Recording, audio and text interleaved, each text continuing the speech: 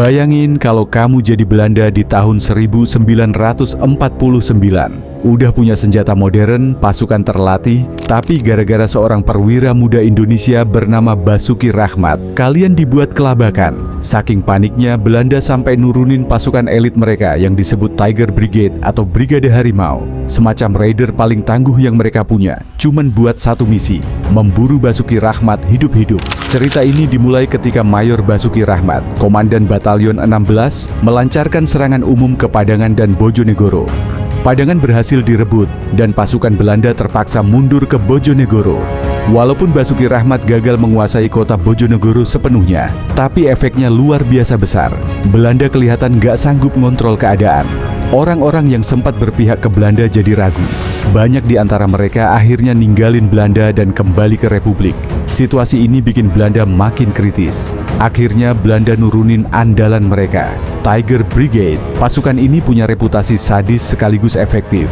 Tugas mereka jelas, hancurin gerilyawan, cari tawanan Belanda, dan kalau bisa, nangkep Basuki Rahmat. Tanggal 2 Agustus 1949, satu peleton Tiger Brigade nyerbu dari arah Dander ke desa Jono, sebelah utara Temayang. Mereka dengar kabar kalau tawanan Belanda pernah disembunyiin di sekitar Temayang. Tapi setelah muter-muter di Jono, Ngujung, Sampang, sampai Brumbung, mereka nggak nemuin apa-apa. Tapi mereka nggak berhenti. Tengah malam, menuju tanggal 3 Agustus, Tiger Brigade langsung bergerak ke Temayang buat nyergap Basuki Rahmat. Jam 4 dini hari, pasukan elit Belanda itu sampai di pertigaan desa Temayang. Di sana, mereka nemuin pasukan TNI di bawah pimpinan Sariin yang baru aja balik dari patroli. Kondisi pasukan Indonesia saat itu lagi lelah dan mereka disergap habis-habisan.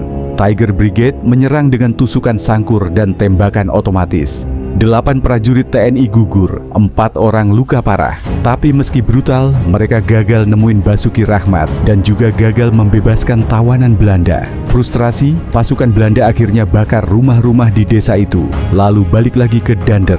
Dan disinilah sejarah mencatat titik akhir. Karena pada hari yang sama, tanggal 3 Agustus 1949 jam 10 pagi, perintah gencatan senjata dari pemerintah pusat di Yogyakarta baru benar-benar dijalankan. Di Bojonegoro Selatan, perintah ini baru efektif setelah peristiwa Temayang. Artinya, penyergapan Tiger Brigade di Temayang adalah penutup perang gerilya di Bojonegoro Selatan. Kebayangkan, gimana berani dan strategisnya Basuki Rahmat sampai bikin Belanda nurunin pasukan elite terbaiknya tapi tetap gagal? Kalau kamu merasa cerita ini bikin merinding, jangan lupa share biar makin banyak orang tahu perjuangan pahlawan kita. Dan tulis di komentar,